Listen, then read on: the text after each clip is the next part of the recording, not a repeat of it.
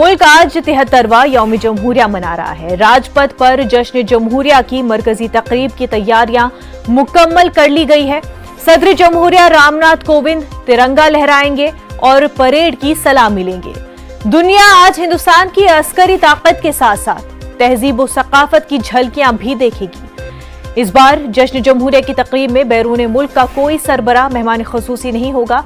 आज होने वाली तकरीब में फजाइये के 75 तैयारे उड़ान भरेंगे। ये राजपथ पर होने वाला सबसे शानदार फ्लाई पास्ट होगा। इसके साथ साथ 5 राइफल लड़ाका तैयारे भी ताकत का मुजाहरा करेंगे। 17 जैगवार तैयारे अमृत महोत्सव के 75वें साल की शक्ल बनाते आसमान में उड़ान भरेंगे। इस बार कोरोना के पेश नजर जश्न जमहूरिया तकरीब में महदूद तादाद में लोग शिरकत कर सकेंगे। परेड देखने वालों को वैक्सीन की दोनों डोज लगी होनी चाहिए। तकरीब में 15 साल से कम उम्र के बच्चों का दाखिला ममनुआ है।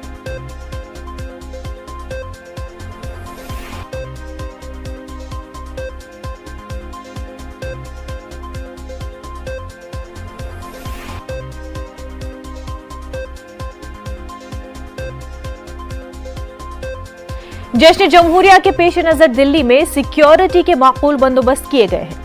दिल्ली से मुत्तसल हरियाणा और उत्तर प्रदेश की सरहद पर सिक्योरिटी बढ़ा दी गई है। इंडिया गेट के आसपास परेड पास और कार पास के बगैर दाखिल होने की इजाजत नहीं है। एम्स से तुगलक रोड की जानिब अरबिंदो मार्ग, ITO मार्ग और नई दिल्ली रेलवे स्टेशन पर सिक्योरिटी के माकूल बंदोबस्त किए गए हैं।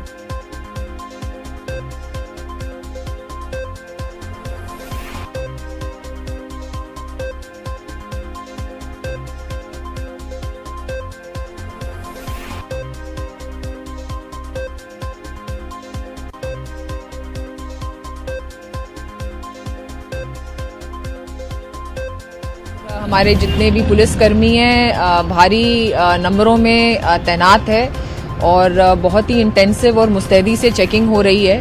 कोई भी गाड़ी या व्यक्ति को बिना चेकिंग के पास थ्रू करने की बिल्कुल भी अनुमति नहीं है। और कोशिश यही है कि कोई भी अगर संदिग्ध गतिविधि, कोई भी व्यक्ति या कोई भी ऑब्जेक्ट है उसको डिटेक्ट किया जाए टाइमली और we can defuse it. ITBP यानी इंडो तिब्बत बॉर्डर पुलिस के एहलकारों ने लद्दाख में यौम जमहूरिया मनाया। इस जगह की खास बात यह है कि ITBP के जवान यहां पर मनफी 40 डिग्री सेल्सियस दर्जे हरारत में 17,500 फुट की बुलंदी पर परचा लहराते हैं। तो आपको बता दें कि 17,500 फुट की बुलंदी पर यहां परचम लहराते हैं।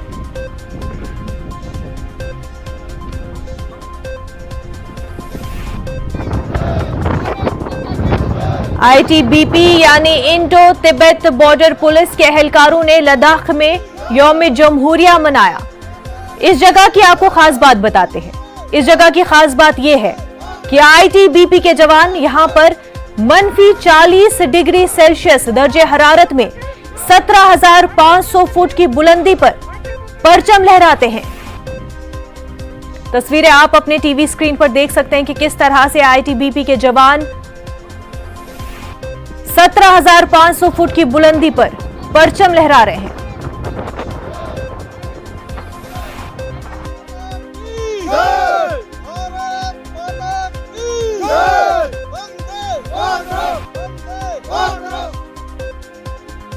वजीर आजम नरेंद्र मोदी ने यौम जमहूरिया के मौके पर अवाम को मुबारकबाद दी है। उन्होंने ट्वीट किया कि आप सभी को यौम जमहूरिया की दिल्ली मुबारकबाद। जय हिंद।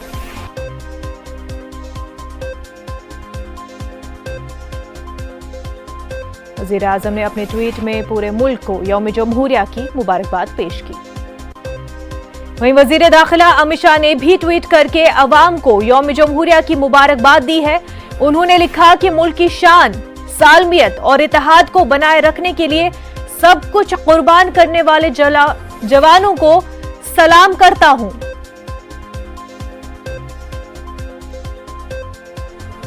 यौम जमहूरिया के मौके पर अमित शाह का ट्वीट लिखते हैं, मुल्क की शान, सालमियत और इत्तेहाद को बनाए रखने के लिए सब कुछ कुर्बान करने वाले जवानों को सलाम करता हूं।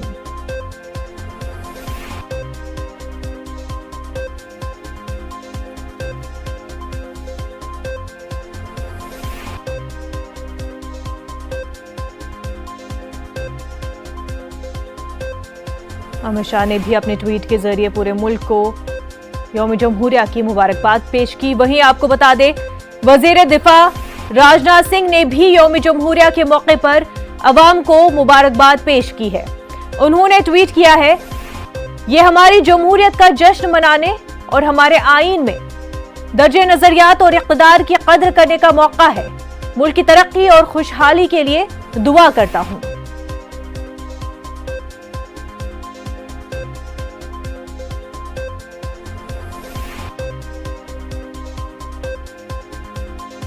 वहीं राहुल गांधी ने भी यौम जमहूरिया के मौके पर अवाम को मुबारकबाद दी है। उन्होंने ट्वीट किया कि 1950 में यौम जमहूरिया के मौके पर हमारे मुल्क ने यकीन के साथ सही समत में पहला कदम बढ़ाया था।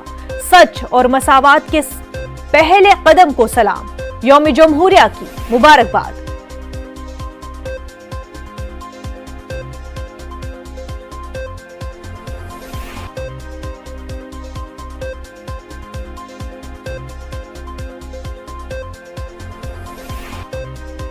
यौम जमहूरिया के मौके पर सदर जमहूरिया रामनाथ कोविंद ने अवाम से खिताब किया। सदर जमहूरिया ने मुल्क के बाशिंदों को यौम जमहूरिया की मुबारकबाद पेश की। इस मौके पर उन्होंने कोरोना के इस मुश्किल दौर में मुल्क के तमाम लोगों की कोशिशों को सराहा। उन्होंने आइंदा भी मुल्क की तरक्की में अवाम की हिस्सेदारी बढ़ाने पर जोर दिया है। हमारे विविधतापूर्ण और सफल लोकतंत्र की सराहना पूरी दुनिया में की जाती है। हर साल गणतंत्र दिवस के दिन हम अपने गतिशील लोकतंत्र तथा राष्ट्रीय एकता की भावना का उत्सव मनाते हैं। महामारी के कारण इस वर्ष के उत्सव में धूमधाम भले ही कुछ कम हो, परंतु हमारी भावना हमेशा की तरह सशक्त है। गणतंत्र दिवस का यह दिन उन महानायकों को याद करने का अवसर भी है जिन्होंने स्वराज के सपने को साकार करने के लिए अतुलनीय साहस का परिचय दिया तथा उसके लिए देशवासियों में संघर्ष करने का उत्साह जगाया। चाहे आप डॉक्टर हों या वकील, दुकानदार हों या ऑफिस वर्कर, सफाई कर्मचारी हों या मजदूर, अपने कर्तव्य का निर्वहन निष्ठा व कुशलता से करना देश के लिए आपका प्राथमिक और सबसे महत्वपूर्ण योगदान है। सशस्त्र बलों के सर्वोच्च कमांडर के रूप में मुझे यह उल्लेख करते हुए प्रसन्नता हो रही है कि यह वर्ष सशस्त्र बलों में महिला सशक्तिकरण की दृष्टि से विशेष महत्वपूर्ण रहा है। हमारी बेटियों ने परंपरागत सीमाओं को पार किया है और अब नए क्षेत्रों में महिला अधिकारियों के लिए स्थायी कमीशन की सुविधा आरंभ हो गई है। साथ ही सैनिक स्कूलों तथा सुप्रतिष्ठित नेशनल डिफेंस एकेडमी से महिलाओं के आने का मार्ग प्रशस्त होने से सेनाओं की टैलेंट पाइपलाइन तो समृद्ध होगी ही, हमारे सशस्त्र बलों को बेहतर जेंडर बैलेंस का लाभ भी मिलेगा। मुझे विश्वास है कि भविष्य की चुनौतियों का सामना करने के लिए भारत आज बेहतर स्थिति में है। 21वीं सदी को जलवायु परिवर्तन के युग के रूप में देखा जा रहा है और भारत ने अक्षय ऊर्जा के लिए अपने साहसिक और महत्वाकांक्षी लक्ष्यों के साथ विश्व मंच पर नेतृत्व की स्थिति बनाई है। निजी स्तर पर हम में से प्रत्येक व्यक्ति गांधी जी की सलाह के अनुरूप अपने आसपास के परिवेश को सुधारने में अपना योगदान कर सकता है। भारत ने सदैव समस्त विश्व को एक परिवार ही समझा है। मुझे विश्वास है कि विश्व बंधुत्व की इसी भावना के साथ हमारा देश और समस्त विश्व समुदाय और भी अधिक समरस तथा समृद्ध भविष्य की ओर आगे बढ़ेंगे। एक छोटा सा ब्रेक लेंगे, जल्द होंगे हाजिर।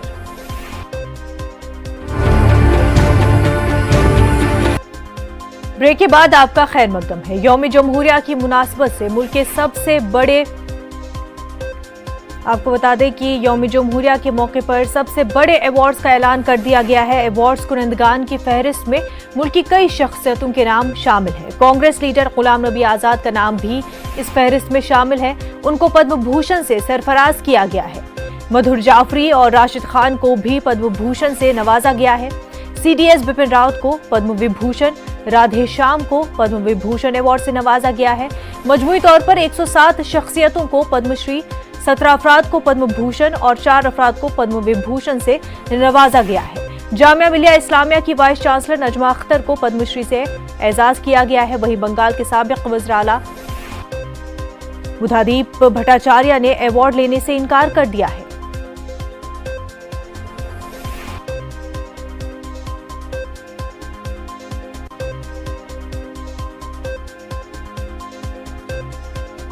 तो आपको बता दें कि जहां तमाम बड़ी शख्सियात को मुल्क के सबसे बड़े अवार्ड से नवाजा जा रहा है, वहीं बंगाल के साबिक वज़ीर आला बुधादीप भट्टाचार्य ने अवार्ड लेने से इनकार कर दिया है।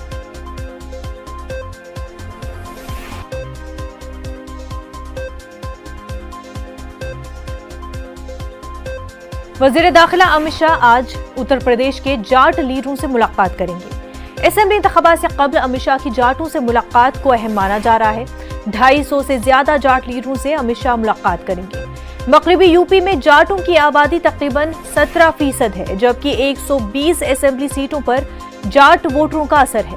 मगरबी उत्तर प्रदेश में पहले मरहले के तहत 10 फरवरी को वोटिंग होगी। पहले मरहले में 58 सीटों पर पोलिंग होगी।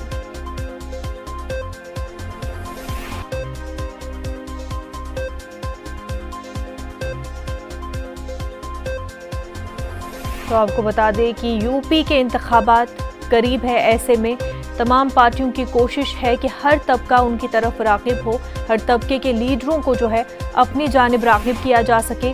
और इसी कोशिश में वज़ीर दाखिला अमित शाह आज उत्तर प्रदेश के जाट लीडरों से मुलाकात करेंगे। हमारे नुमाइंदे अनूप गुप्ता दिल्ली से हमारे साथ जुड़ चुके हैं। अनूप, ये बताएं कि अमित शाह आज जाट लीडरों से मुलाकात करने जा रहे हैं। ये मीटिंग काफ़ी अहम मानी जा रही है, क्योंकि अगर देखा जाए तो जाट लीडरों का 100 के करीब सीटों पर असर देखने को मिलेगा यूपी में। देखिए, बीजेपी के लिहाज से पहला जो 2 चरण का चुनाव है वो काफी महत्वपूर्ण है, और ये दोनों जो चरणों के चुनाव में जाट जो वोटर्स हैं उनकी भूमिका बहुत ज्यादा है। तकरीबन 80 से 100 सीटें ऐसी है जहां पर जाट मतदाता जो है वो अपना प्रभाव रखते हैं। और पिछले दिनों जिस तरीके से कृषि कानून को लेकर के देश भर में आंदोलन चला, जाट कहीं ना कहीं केंद्र सरकार से नाराज बताई जा रही है, और हालांकि केंद्र सरकार ने इसे वापस ले लिया। अब पूरी तरह से कवायद में केंद्र सरकार जुटी हुई है कि किसी तरह का कोई भ्रम की स्थिति ना हो, क्योंकि देखिए ये जो क्षेत्र है वहां पर समाजवादी पार्टी और आरएलडी का गठबंधन है, और कहीं ना कहीं बीजेपी को कड़ा चुनौती ये गठबंधन दे रही है। तो ऐसे में बीजेपी के वरिष्ठ नेता और गृह मंत्री अमित शाह ने आज जाट नेताओं को, लगभग 250 से ज्यादा जाट नेता हैं जिनको आमंत्रित किया है, और आज दिल्ली में उसकी बैठक होगी, चर्चा की जाएगी, और कहीं ना कहीं जो एक भ्रम की स्थिति अगर है उनमें तो उसको दूर करने की कोशिश की जाएगी। और बीजेपी का मानना होगा कि जाट लीडरों को अपनी तरफ जो है राग़िब कर सके। बेहद शुक्रिया अनूप आपका। आज 73वां यौम जमहूरिया पूरा मुल्क मना रहा है। राजपथ पर जश्न जमहूरिया की मरकजी तकरीब की तैयारियां मुकम्मल कर ली गई है। आपको बता दें हमारे नुमाइंदे शंकर आनंद हमारे साथ जुड़ चुके हैं दिल्ली से। शंकर, कैसा माहौल देखने को मिल रहा है?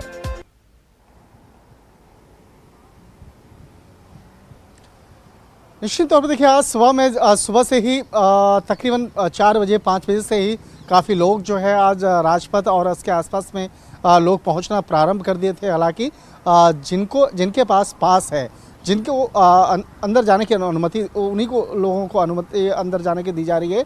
जिनके पास नहीं है उनको राजपथ से बहुत पहले ही रोक दिया जा रहा है।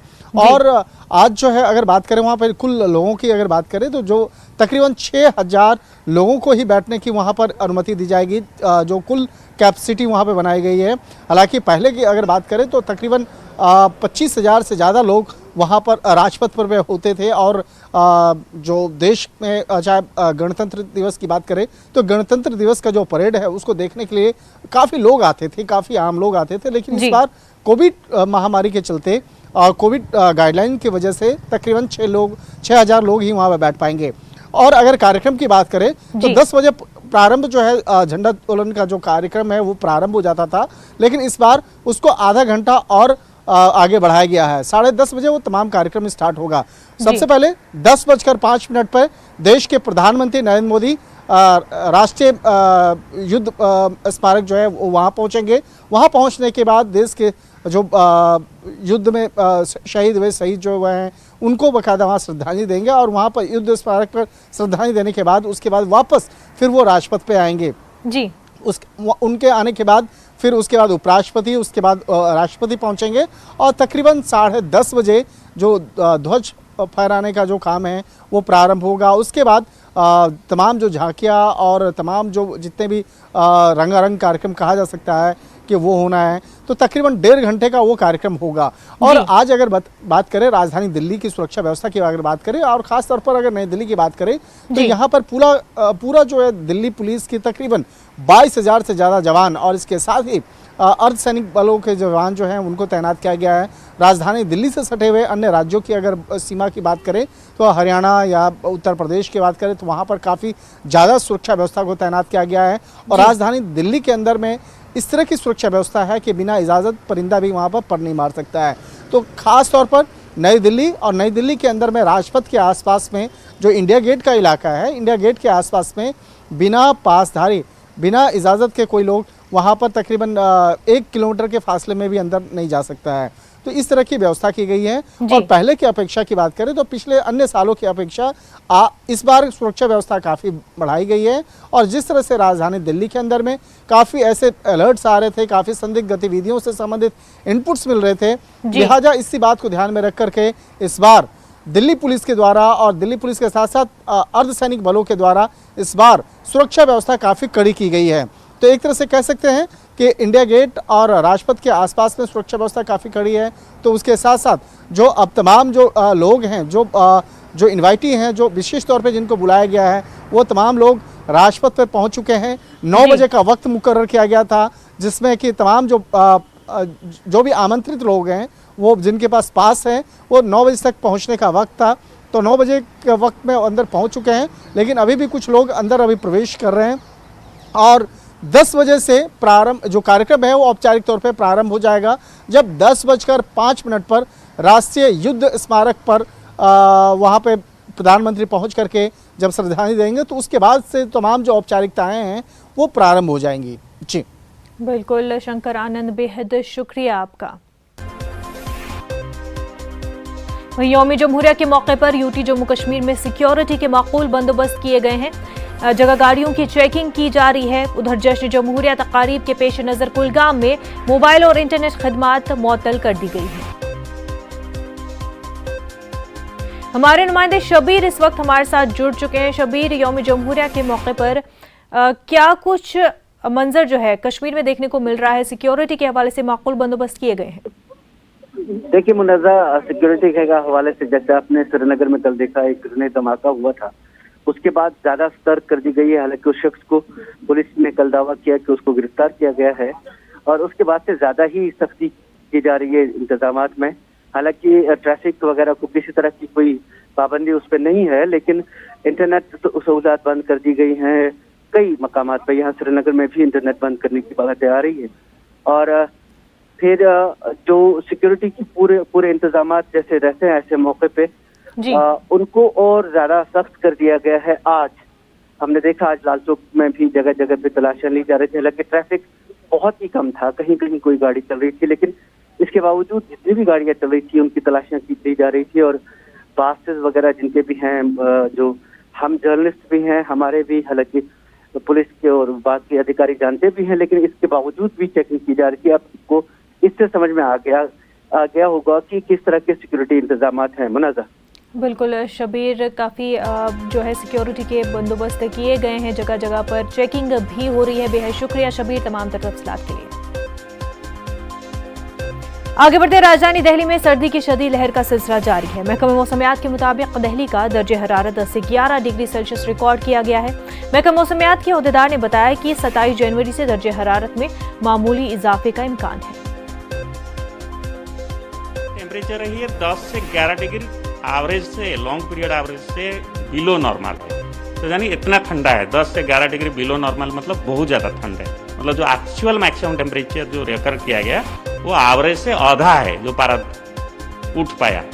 तो ये जो सीजन है जैसे पहले से हम लोग बोल चुके हैं और कंटिन्यूसली भी हम लोग रिपोर्ट कर रहे थे कि सीजन में जो डे टेम्परेचर है काफ़ी नीचे जा रहा है। तो आज वही हुआ, लोएस्ट रिकॉर्ड हुआ इस सीजन का, दिसंबर जनवरी पूरा अगर हम आंकड़ा ले, पर्टिकुलरली 2021 और 22 का जो विंटर है, ठीक है। और भी जो लेटेस्ट है ये WD का जाते जाते ये जो है क्लाउडी और जो फॉर्म हुआ थोड़ा डेंस फॉल बहुत ज़्यादा कवर हुआ था, नॉट ओनली इन दिल्ली, बहुत सारा एरिया में है हमारा जो उत्तर भारत में। ये इम्प्रूवमेंट 27 से मेनली होगा। कल तापमान बढ़ेगा, 1 से 2 डिग्री तक बढ़ेगा कल, यही हमारा प्रेडिक्शन है। कोरोना वबा के दौरान बाहमी इमदाद और इन्हिसार का जज्बा मुस्तहकम हुआ है। मुल्क इस वबा से मुत्तहिद होकर मुकाबला कर रहा है। टीकाकारी के ऐलान के बाद हम बेहतर ताउन करें जिससे हम कोरोना को मात देने की जानिब कदम बढ़ा सकें। नेटवर्क 18 इस मुहिम में हर कदम पर आपके साथ रहेगा। जब तक सभी महफूज नहीं होते तब तक कोई भी महफूज नहीं होगा। इसी मुहिम के सोच के साथ हमारी मुहिम संजीवनी का मकसद यकीनी बनाना है कि वैक्सीन पाना सभी हिंदुस्तानियों का हक है।